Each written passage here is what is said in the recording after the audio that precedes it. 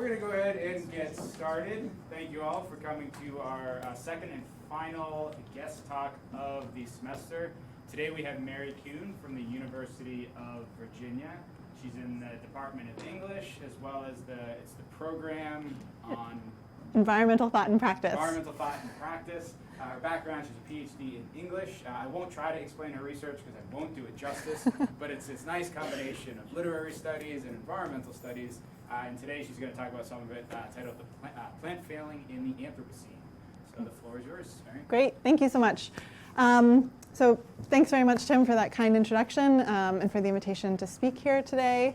I was hearing a little bit that a lot of the talks in the speaker series have been either oriented towards the sciences or economics, and I'm coming at this from, as Tim mentioned, a humanities perspective. So if there are terms that I'm using or that you have questions about, I'm happy to answer in the Q&A. So my aim over the next half hour is to examine the notion that plants think and that plants feel, considering how the science of plant intelligence is translated into popular culture and its impact on current environmental conversations. My goal is to historically contextualize this contemporary conversation, and in doing so, to help us better understand its cultural work. And so to do that, I want to give you a brief outline of the talk at the start. So I'm first going to address the idea of plant intelligence in contemporary culture, looking at a couple of recent examples. Second, I'll look at ways that plant sentience has been a marginal but persistent idea within scientific circles going back to at least the 18th century. And my focus here will be on why it was such a contested issue for naturalists and why scientific debates about plant feeling and plant movement inspired a number of literary writers to sympathize with plant life. In closing, I'll spend a little bit of time addressing the potential implications of these theories for how we imagine and act in relation to plants in our everyday lives.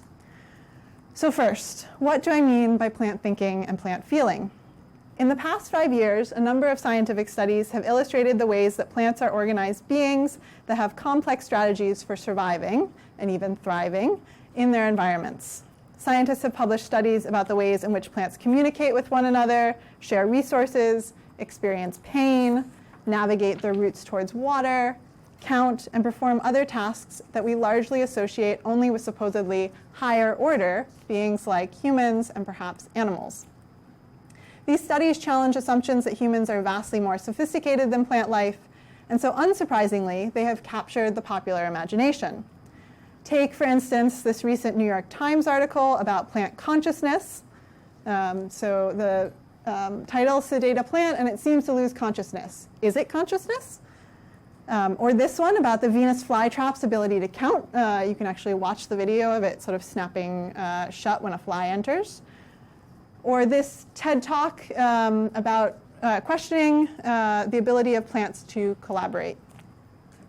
In 2013, journalist Michael Pollan published a piece in The New Yorker provocatively entitled The Intelligent Plant, which some of you may have read or at least heard about. So there's a screenshot of the beginning of the article. Pollan writes about plant neurobiology, a field whose name and existence are fiercely contested. Proponents of plant neurobiology argue that we must, in Pollan's words, quote, stop regarding plants as passive objects, the mute, immobile furniture of the world, and begin to treat them as protagonists in their own dramas, highly skilled in the ways of contending in nature. Detractors among plant scientists, as I understand it, take umbrage at using neuro to describe something without neurons. Pollan notes, and this is on the slide, the controversy is less about the remarkable discoveries of recent plant science than about how to interpret and name them. Whether behaviors observed in plants look very much like learning, memory, decision-making, and intelligence deserve to be called by those terms, or whether those words should be reserved exclusively for creatures with brains. The semantic contest indicates a commitment to maintaining a clear boundary between plants and humans. The idea of plant consciousness and of conceding plant intelligence or pain clearly has ethical implications.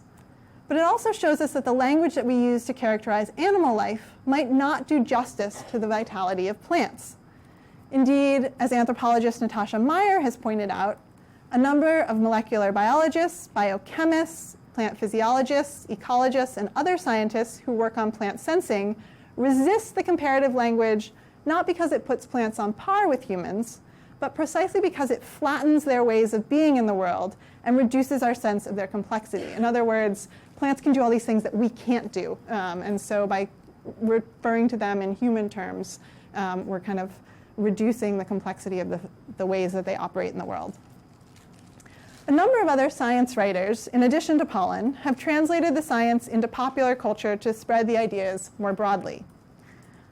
Oliver Sacks, the late neurologist and best-selling author, published a 2014 article entitled "The Mental Life of Plants and Worms," among others. The popular podcast Radiolab ran an entire episode on smarty plants. The description of the episode is up on the screen. Do you really need a brain to sense the world around you, to remember or even learn? It depends on who you ask.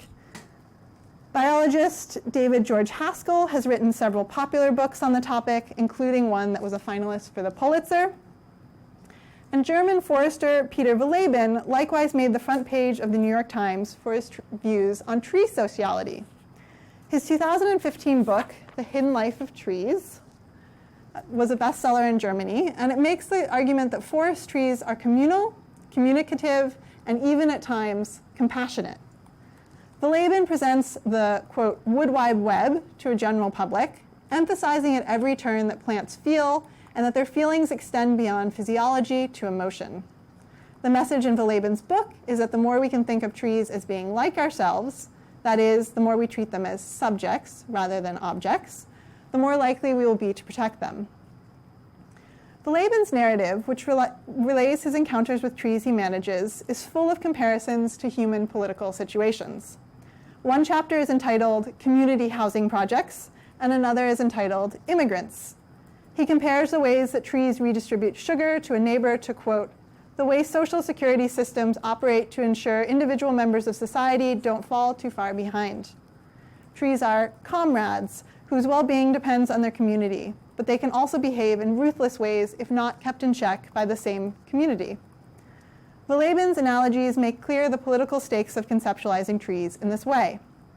Or in his words, when you know that trees experience pain and have memories, and that tree parents live together with their children, then you can no longer just chop them down and disrupt their lives with large machines.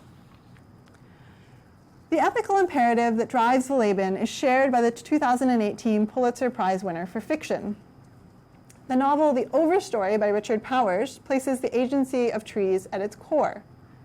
Set primarily in the last few decades of the 20th century, the multi-plotted novel covers a sprawling cast of characters whose individual lives unfold in the shadow of the catastrophic destruction of redwood trees. As a number of reviewers have commented, one of Powers' innovations in this novel is to make trees into characters in their own right that ask things of us.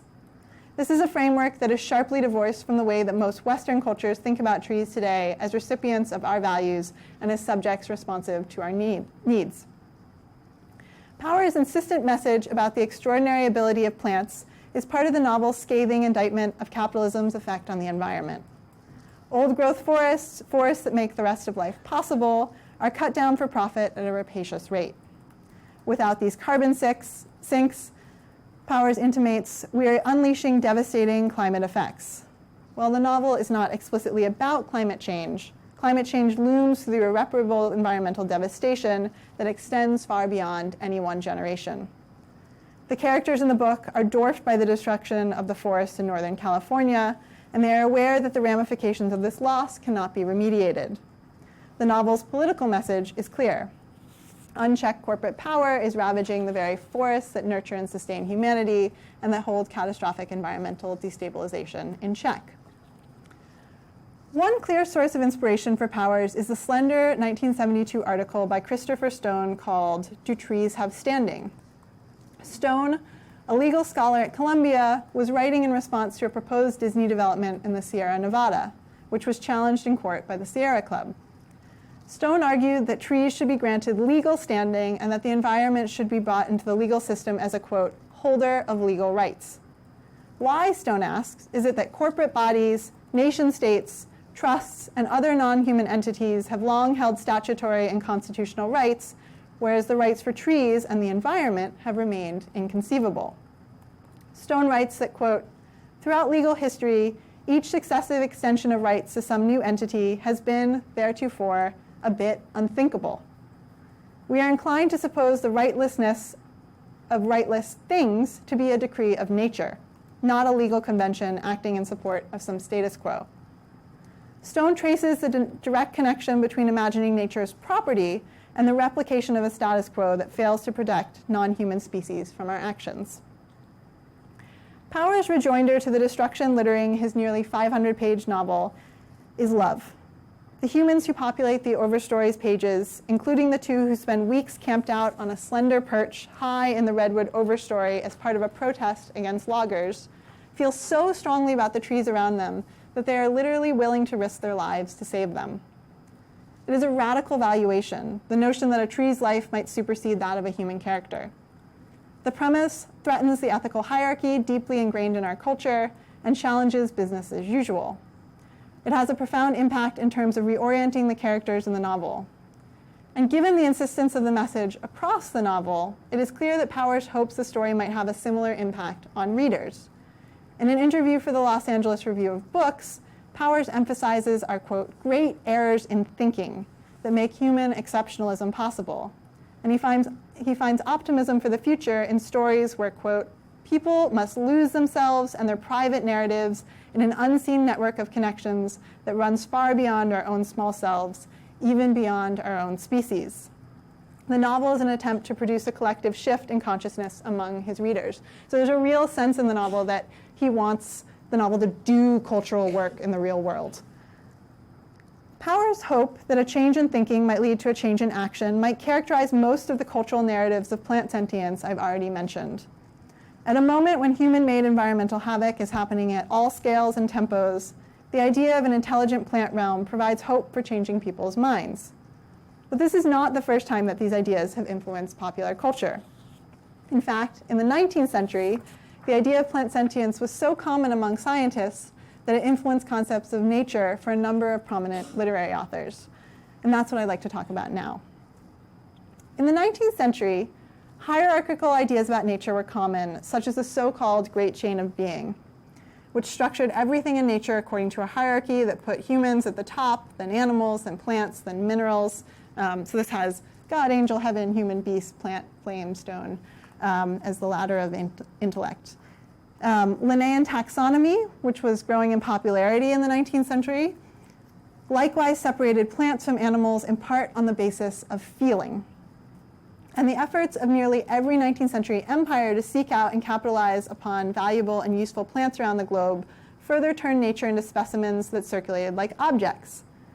As a tool for cataloging the world, taxonomic botany was part of a broader set of historical practices that turned plants into knowable, collectible specimens. To 18th century Americans in particular, successful and diverse cultivation was important for the new nation's economy. So what I'm sort of trying to lay out here is that there were all of these sort of ideas in place that helped us think about, in the 19th century, that helped people think about plants as objects. And then I'm going to kind of turn to the science that was emerging that sort of countered this. But to take a local example of the way in which cultivation was important for the nation's new economy, Thomas Jefferson cataloged his state's flora and fauna in his book, Notes on the State of Virginia. In the same chapters, Jefferson sought to define racial difference as a matter of natural difference. The idea of a pecking order within nature played out in categories and hierarchies of social life. Jefferson included Native Americans in his chapter about the flora and fauna of Virginia, and he put Native Americans and Africans within a spectrum that went from white men down to minerals. Moreover, while plants themselves had economic importance, the study of botany was promoted on moralistic grounds. Identifying and ordering plants according to Linnaean classification promised to give students authority over a passive vegetable kingdom. So the key point here is that when Westerners in the 19th century sought to privilege white men over other human beings and other species, they could lean on scientific taxonomy to do so. So there's a direct correlation between this kind of hierarchical order of thought and a kind of social hierarchy that was being established and drawn upon to justify the hierarchy of human life. In this context, plant feeling was potentially radical. To see why, we first have to turn to the ways in which late 18th and early 19th century naturalists were characterizing plant life. At the turn of the 19th century, the issue of plant sensibility was a matter of dispute within American scientific circles. Do plants feel? Do they have intelligence? How closely are they related to humans and animals? The questions that naturalists were asking are strikingly similar to those that Pollan poses in 2013.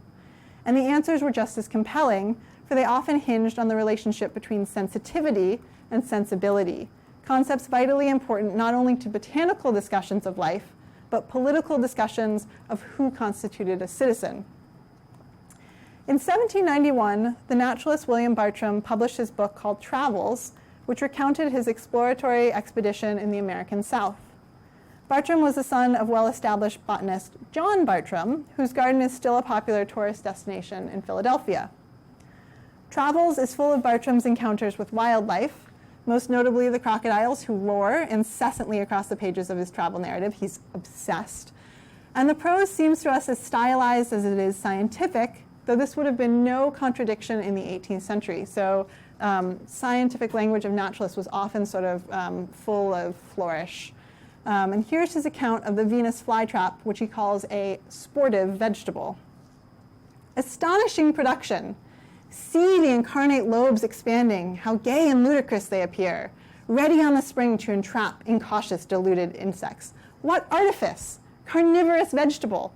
Can we, after viewing this object, hesitate a moment to confess that vegetable beings are endued with some sensible faculties or attributes similar to those that dignify animal nature? They are organical, living, and self-moving bodies, for we see here, in this plant, motion and volition. Bartram's language almost suggests desire on the part of the Venus flytrap, and certainly suggests calculation. The vegetable beings are capable of will. He continues this meditation by turning to a list of climbing vines, characterizing their reach as being, quote, like the fingers of a human hand reaching to catch hold of what is nearest, just as if they had eyes to see with, and wondering if it is, quote, sense or instinct that influence their actions. Plants don't just remind him of animals, they remind him of humans. And Bartram wasn't alone in troubling the line between plants and animals. Across the Atlantic, Erasmus Darwin, grandfather of Charles Darwin, made reference to the, quote, muscles, nerves, and brains of vegetables in one text, and claimed in another publication that the vegetable world may be considered, quote, as inferior or less perfect animals, rather than as fundamentally distinct. And similarly, Elmira Lincoln Phelps, one of the most successful American botanical writers in the early 19th century, writes in her textbook, Familiar Lectures on Botany, that, quote, we cannot decide where the animal ends and the vegetable begins. She cites sensation and instinct as quality that plants share with animals. Edward Hitchcock, another important mid-century educator and scientist, thought the subject was important enough to introduce in his first lecture on botany. Hitchcock mused that when we, quote, attempt to mark off vegetable from animal nature, both possessed of life, the task is not so easily executed. And he added that, quote, the lowest tribe of animals come nearest to the lowest order of plants. This destroys the idea of a regular chain. Later in the century, the Harvard botanist Asa Gray edged towards a theory of plant intelligence, titling his children's botany textbook, How Plants Behave, How They Move, Climb, Employ Insects to Work for Them, etc. And one review of the book noted that Gray's language goes far towards warranting the opinion that plants are sentient creatures. If this be so, what a strange world of revelations awaits some fortunate investigator. He, or the boon may fall to the lot of a woman, will tell us if it be true that plants have pleasures and pains, that they weep when bruised, that they sleep at night, that all flowers love. We might say that in the very title of his book, Professor Gray concedes the sensibility of plants and half admits their intelligence. The reviewer reveals the extent to which the book potentially opens the door to a new paradigm of thought about plant life, one granted authority through scientific investigation. Quote, "To behave implies a knowledge of propriety, and if plants approach humanity so closely, it would seem absurd to deny their near relationship. In other words, plants may act in ways that are volitional, even decorous, meaning that the scientific observation of plants might call for more than simply recasting pre-existing categories. A near relationship between plants and humans potentially demands an affinity that is at once physiological, cultural, and aesthetic." This review of Gray's book was just one instance of wider debates about the implications of irritable or sensitive plants, which appeared frequently in popular periodicals as well as scientific publications from the 1830s through the 1870s. These publications helped to disseminate the idea to a broader audience. An 1863 article in the Horticulturalist magazine asked bluntly, "Is the plant stupid?" The author extols plant intelligence. Quote, "Who will now undertake to say that the plant is not sensible? If you go into the field, you will tread upon a multitude of flowers that know better than you do which way the wind blows, what o'clock it is, and what is to be thought about the weather." Another article in the journal The Youth's Companion on Plant Sleep notes that, quote, "The deeper we search into the mysteries of vegetable life, the closer appears its relations to animal existence. Botanists, especially among the French, assert that plants breathe, work, sleep, are sensitive and capable of movement. These points lead to debatable ground." This debatable ground is the extent to which commonality exists between plants and animals, and was contested because its social implications were so potentially explosive. If plant life were intelligently organized, then humans might have to treat plants according to ethical rules. Confusing matters even more were stories about plant-like animals. It hadn't been that long since Europeans believed in a mythical creature called the vegetable lamb, which was supposedly an animal that grew out of the ground, ate the grass around it until the ground was bare, and then died. Although scientists remained divided on the issue of plant sentience in the 19th century, the possibility inspired a number of literary writers to envision sympathetic identification between humans and plants. And what I'd like to do now is move briefly to literature to show how this worked. For instance, a character in the 1877 novel The Story of Avis by American writer Elizabeth Stuart Phelps worries about her plants shivering at night. "I can't sleep warm if I know my plants are cold," she says. Harriet Beecher Stowe, the author of Uncle Tom's Cabin, praised the garden for its ability to sensitize the gardener to forces beyond his or her purview. And this is on the slide. "A garden seems to bring a man into confidential relations with all the forces of nature," she writes. "A man comes to have in himself a plant life, a plant appreciation of sun, rain, wind, and all the mysterious agents of natural life." The agency of a plant was also at the heart of a strange novel by the French writer X.P. Santine that was a bestseller in the 1830s and 40s in both France and America. The novel, called Pidgey Ola, was read by many prominent American authors, and so I want to spend a little time discussing the book. The story revolves entirely around the transformative effect of a flower on a prisoner. The main character, an aristocrat named Charnay, makes an attempt on Napoleon's life. He's thrown into prison on the border between France and Italy and discovers a plant growing between the stones in his prison courtyard. Large swaths of the novel are dedicated to his fascination with and study of the plant, which he names Pidgey Ola, and his relationship with the plant is transformative. He's literally obsessed with the plant. It's like a 150-page novel, and he spends all of it just sort of infatuated with this, with the plant that you can see him crouching over in that right side of the frame.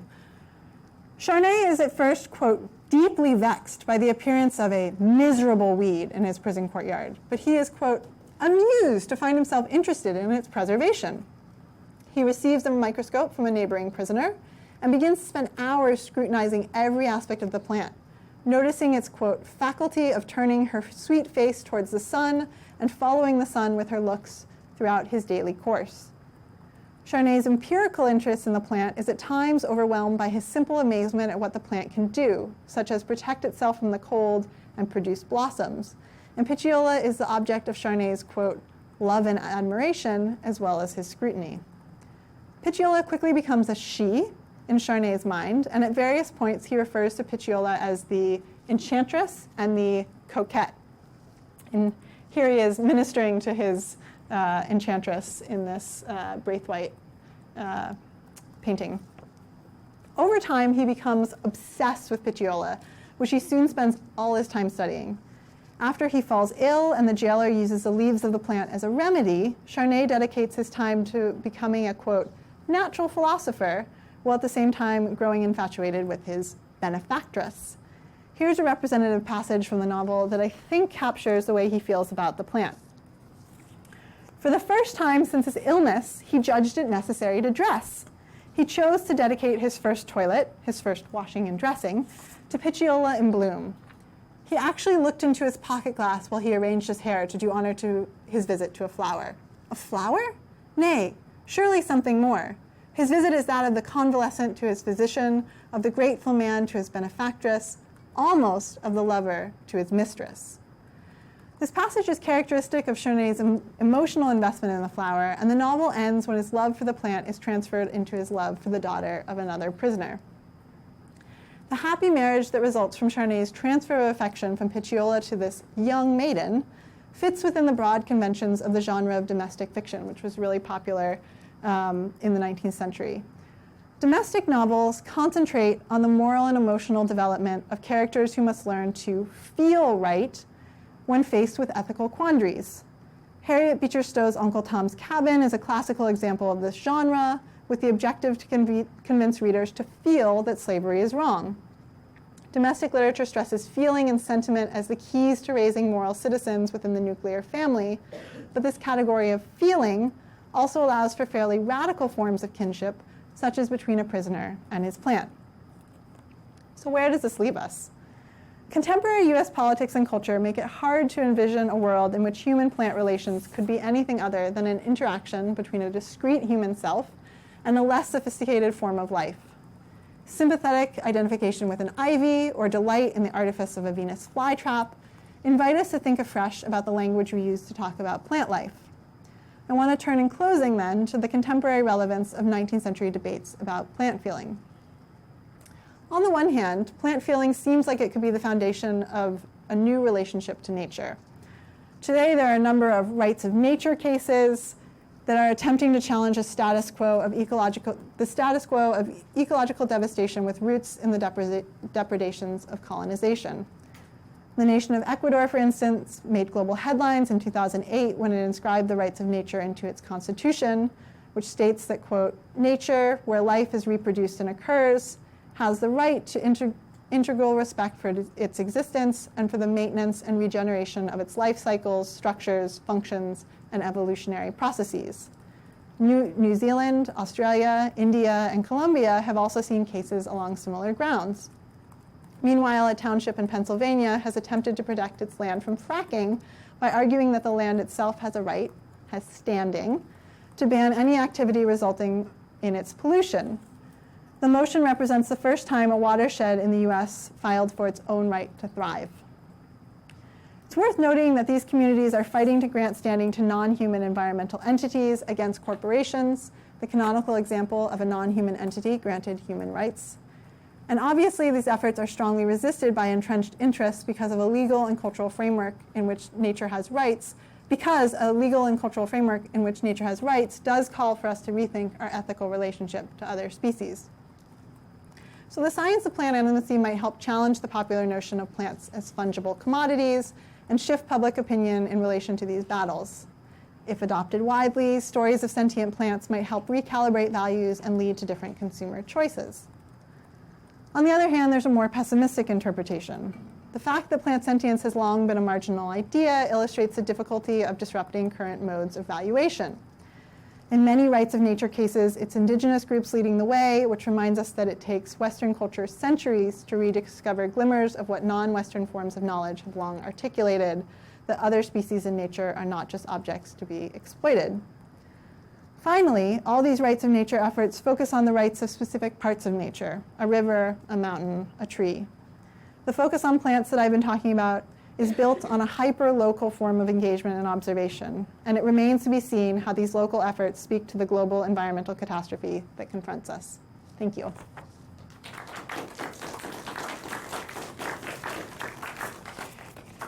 Questions?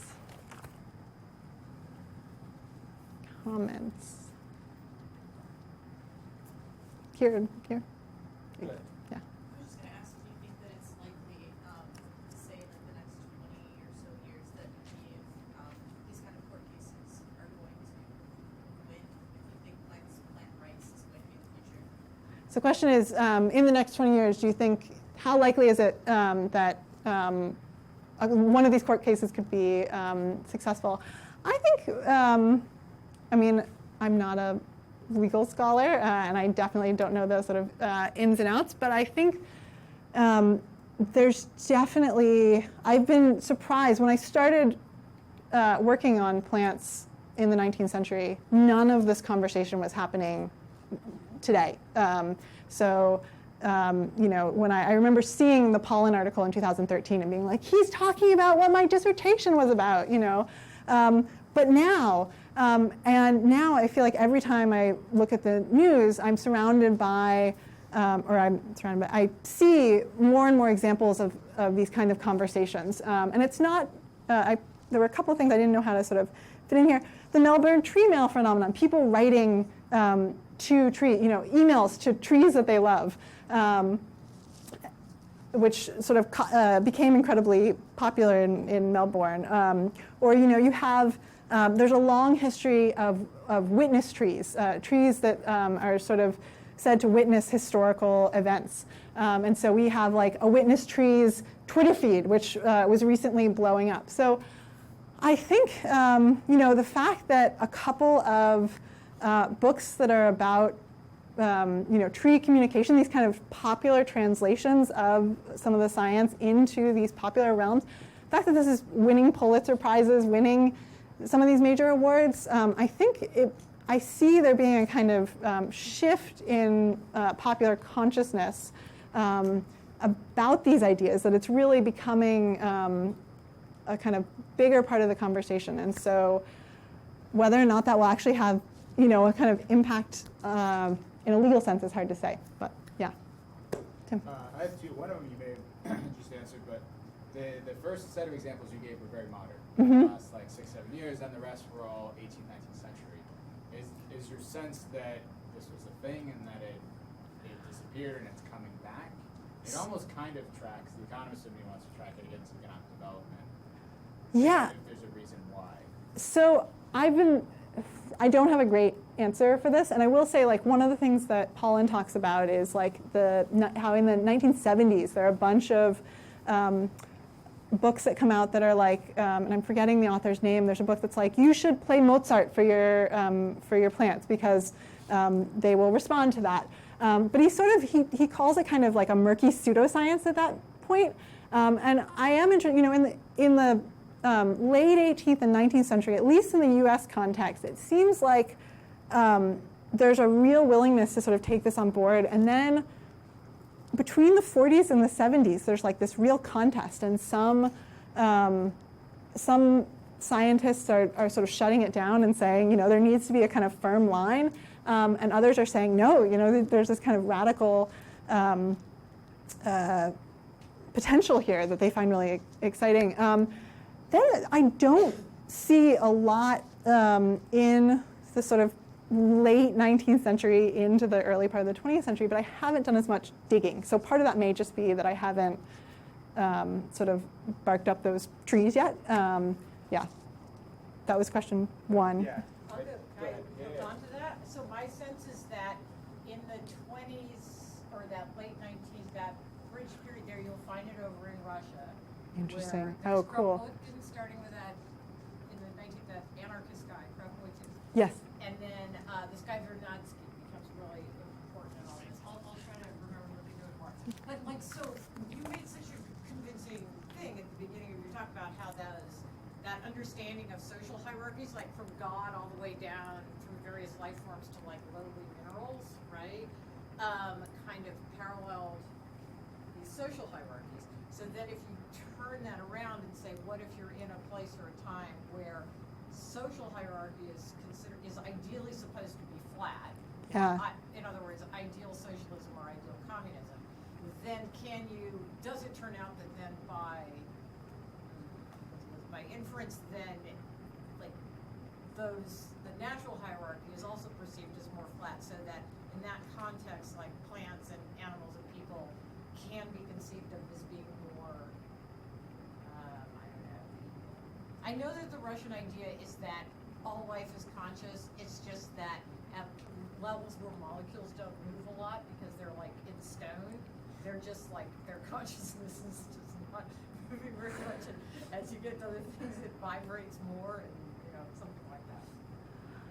Yeah, I mean, that's, I would love to pick your brain about this because I don't know anything about the Russian context. But the question is sort of, if the social order is supposed to be kind of even, what implications? What does that mean for our science? Do we start to think scientifically about things differently? I mean, I think so far as, science is a cultural product, there's always, this is sort of Latourian, that science and culture are not these separate spheres, but are constantly overlapping. I think there's bound to be a kind of correlation there, but I don't know in the Russian context exactly what that is. I mean, now I'm super curious and wanting to sort of go looking. Yeah, that's not really an answer, but it's sort of just a thinking through. Yeah. I haven't read these books. I mean, I know who Michael Pollan is, but as I understand it, aspen could be described as a single organism in the whole mountainside of it. Or I guess you could extrapolate that to being a large family. Yep. Are any stories around that particular organism embedded in any of these books? So I'm trying to think. So the way in which the Overstory is set up is there are, I believe it's 8 or 9 sort of central human characters, and they're all kind of aligned with a different kind of tree. And I think aspen is one of them. I mean, the redwoods are sort of the central one, and it's based on protests in the early 1990s. And but there's a maple, there's a sort of central maple, there's an oak. And so I would be shocked. I mean, it's a very dense 500-page novel, and so it is escaping me whether or not aspens are part of that. But he does talk about this idea of, these organisms that take up an entire mountainside. And there, I think actually the example that he's drawing on there are the redwoods. That there's these underground communication networks, or just that the tree that you see in front of you like extends out below in all of these directions. Yeah, so the Overstory would be a sort of good first place to go for that. Yeah. Is that the name of the book? That's the name of the book. Yeah, it's there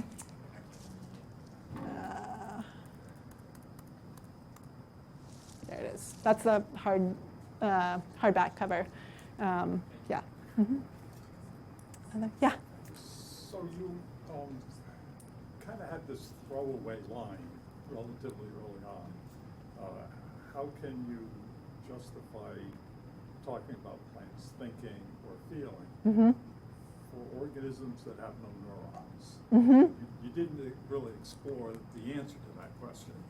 Right. Well, I mean, this is actually, as I understand it, where the debate currently lies. That there are that it's sort of fiercely contested. So Natasha Meyer, who's this anthropologist, begins. She's got this great piece that I'm now escaping. The name is now escaping me. But she goes. She's an anthropologist who is interviewing scientists, and she goes to sit down with. I think it's a molecular biologist, and the moment they sit down, the woman says, "You're not here to talk to me about like plant intelligence, are you? Because if so, like I don't want to like entertain, no."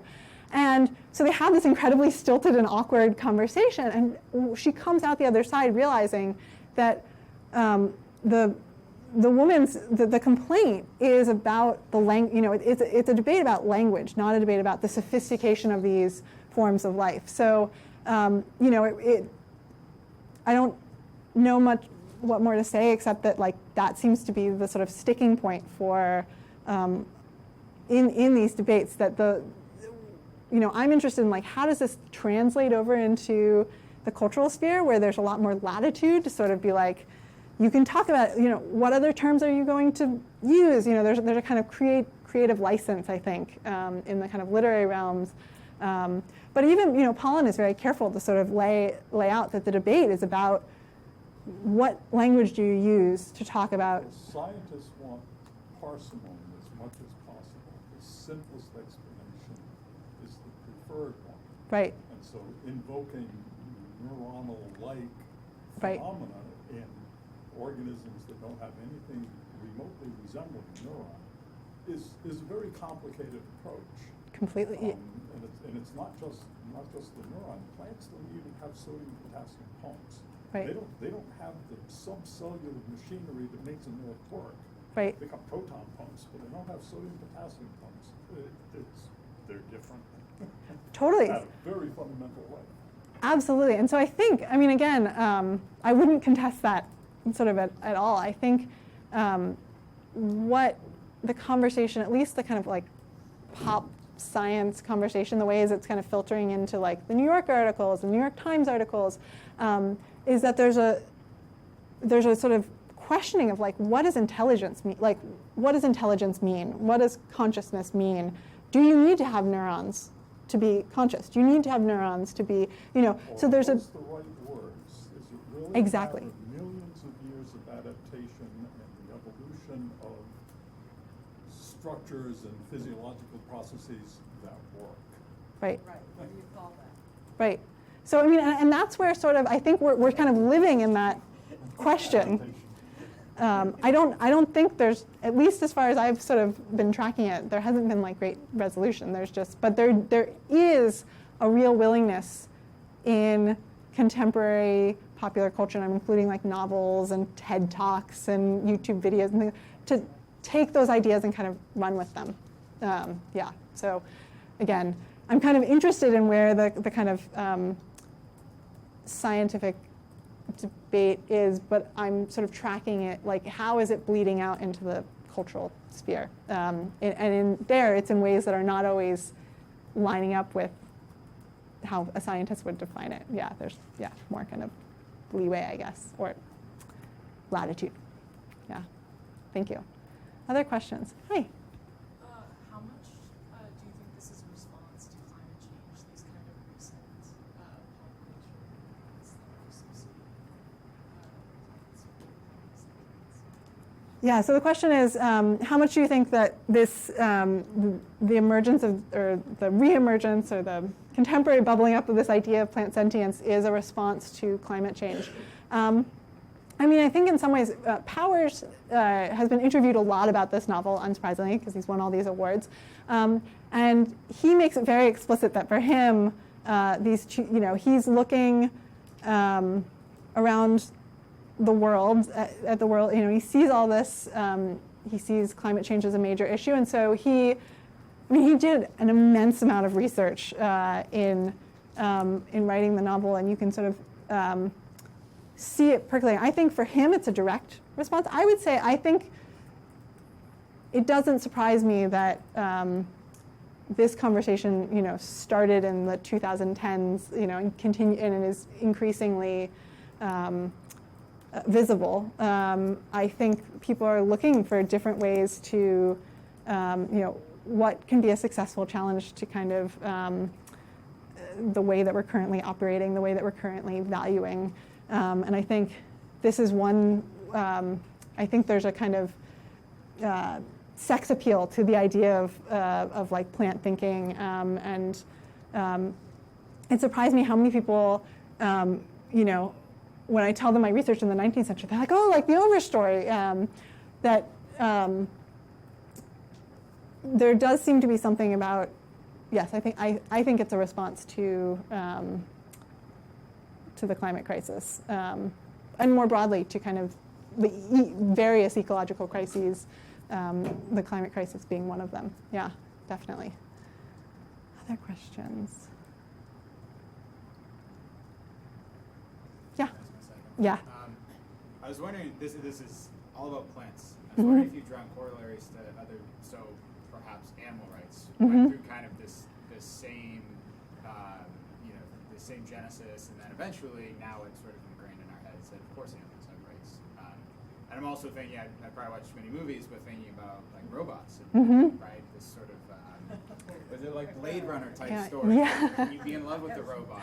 Does a robot have, civil rights or human rights and this kind of stuff? It seems to almost track this idea of a plant becoming something more well accepted as a being. Yeah, I haven't. I should do more tracking this, because I think you're right. These things, again, in the 19th century, there are all these debates about vivisection and the ethics of vivisection. And I was just in my car ride here listening to a conversation about the fur industry, and one of the big department stores wanting to get fur out, and the longevity of faux fur in landfills, but these are ongoing debates today as well. And curiously, there's not a ton of overlap in the 19th century between these two conversations, in part because I think it's not really in the 19th century. There's a kind of questioning, but they're not like there's not like a people, standing outside of a shop, a plant shop, saying, like plant rights. Like there isn't a kind of there's more of kind of the entertaining, like what if plants feel? Like what does that mean? It's more like a thought experiment.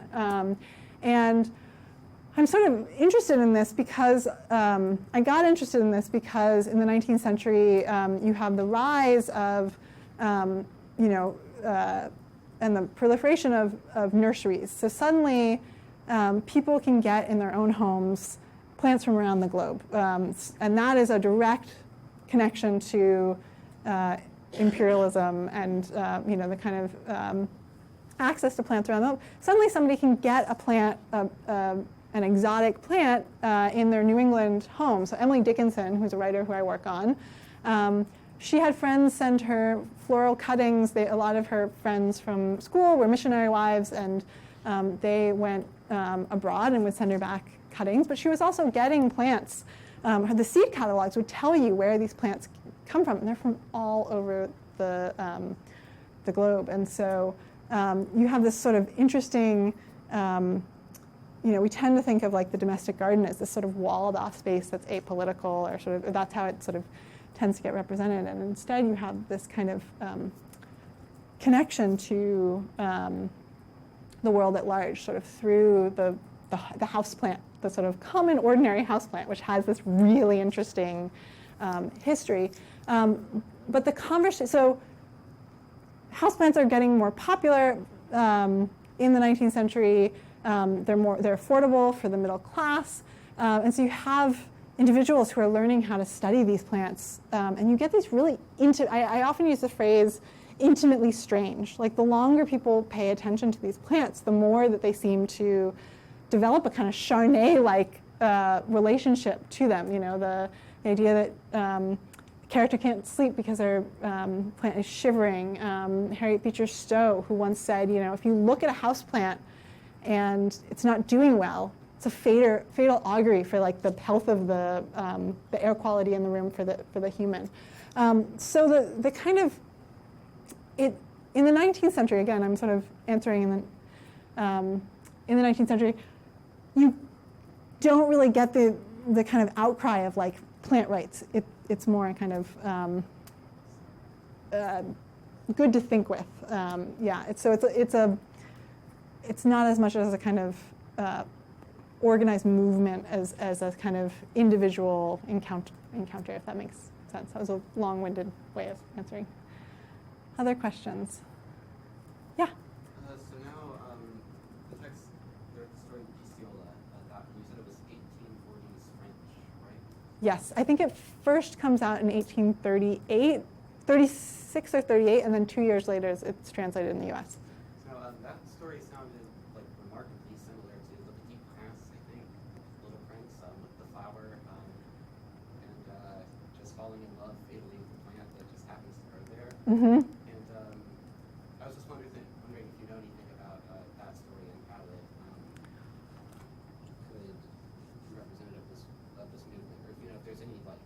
connection?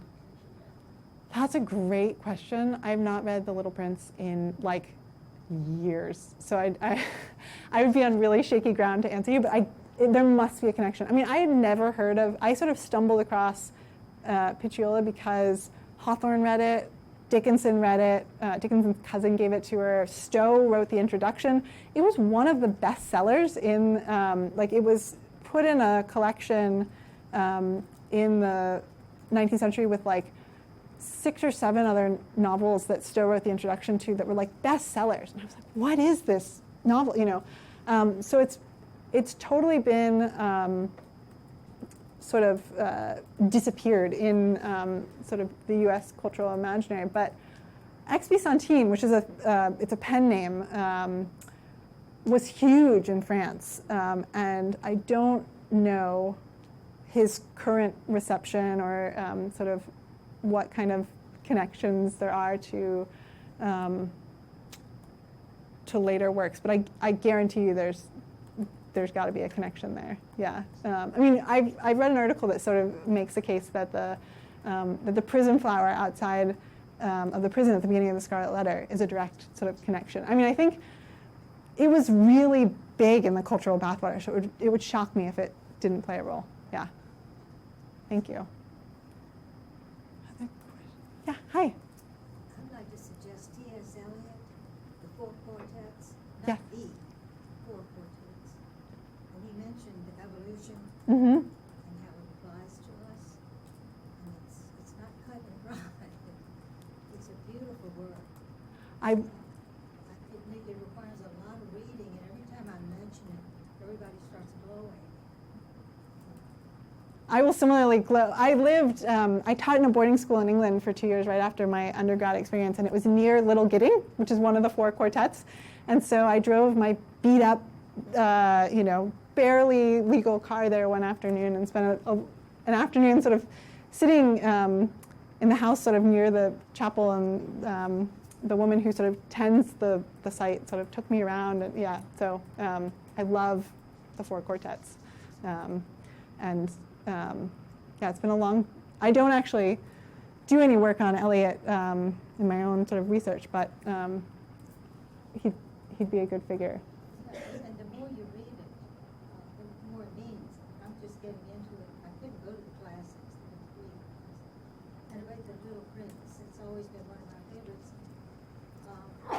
Little Prince said, "You are responsible for what you take." Mm-hmm. That was the plot.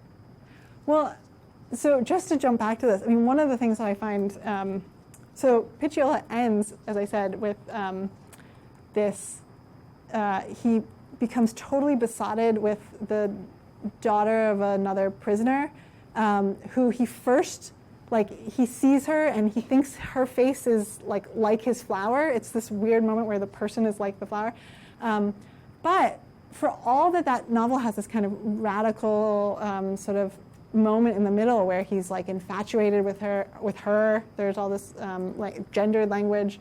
At the end, he marries this woman, Teresa, and the plant is totally neglected. So talking about sort of responsibility, at the very end, the plant actually dies. So there's this very normative and heteronormative kind of assertion at the very end of this kind of stable family. Napoleon releases him because he's like, oh, he'll make a good botanist, but he's no longer a threat to me. So, that's really interesting too, these ways in which, the invitation the whole way through is that this caring for this plant, responsibility for this plant, is what redeems him. But the moment that he's redeemed, he's back in this kind of really normative plot again, that doesn't have any of the kind of radical potential that's been unloosed in the middle of the novel. So it's a really the novel itself is an interesting container for that energy. Yeah, thank you. Yeah. Kind of adding on to that, about gendered language. So Yeah. English is unique in the way that you don't have articles that are gendered for the most part. Mm-hmm. In French, you have flowers gendered as feminine. In Spanish, it's the same thing. Have you noticed that in research as well?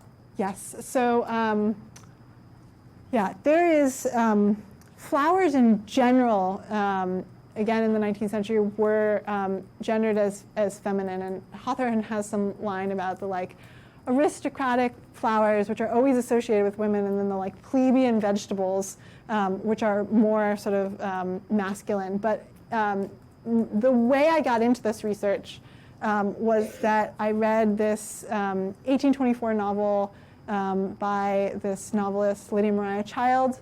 She was a novelist. She was a women's rights activist, activist for Native American rights, for abolition. And she writes this novel in 1824 called Havamak. And in Havamak, all of the women bloom, they blush, they are compared to violets. Like, this is super canonical. And you can trace this. This is not just part of the 19th century. You can trace this link between women and flowers way, way, way back. There's actually a great French 19th century illustrator who drew these flowers, basically women sort of dressed up as various flowers. You have Erasmus Darwin, who I mentioned earlier, writes this long poem called The Loves of the Plants, and the ways that he teaches taxonomic botany is he talks about the sex organs of the flowers, but he compares it to like human society. And so you have these coquettish women who have more than one suitor in their bed, and it's a way of teaching the number of stamen and pistils. So there is, the language of flowers in the 19th century, in the 18th century, in the 19th century is hypersexualized. And part of what I got really interested in is that, there was a robust conversation happening about the relationship between flowers and sexuality and courtship. So like in Jane Austen, again, you can sort of track when the characters are like ready for a marriage plot by like how in bloom they are. And so I found that really interesting, but that is not the end of the conversation, because the history of plants in the 19th century is a history of imperialism. It's a history of colonial violence. It's a history of various empires searching for economically valuable and useful plants that they can cultivate and sort of amass power in that way. And so I was sort of interested, like, you have these domestic plots where there's all this conversation about gender and courtship, but these writers, who are many of them also gardeners, are also kind of involved in these political networks and these scientific networks in ways that wasn't being talked about as much as the kind of sexual language of flowers. But it's a great question. It's everywhere. And there's some, if you're interested in this, I can give you some books that scholars have written on it, because there's a lot of wonderful material out there. Yeah? That sexual anthropomorphizing flowers goes back to Linnaeus. Yes. Oh, completely. Yes. And Erasmus Darwin, actually what he's trying to do is teach Linnaean classification. And so he, which is incredible, right, exactly. It's, Linnaeus is one of the first to sort of say the way to teach, to classify is through the sexual organs of the plants. Popularize the subject. Exactly. Yeah. And then it gets, I think Darwin says, I want to popularize, I want to enlist imagination in the service of science. So he basically is like, how do we make this sexy for people so that they can sort of learn it? So there's, right. Yeah. Questions? So we should stop there. We're just out of time. Mary, probably hang out for a minute or two if Great, anybody sure. else has any other questions. But thank you once again. Yeah, thank you all for coming. And if you have questions, let me know. Great.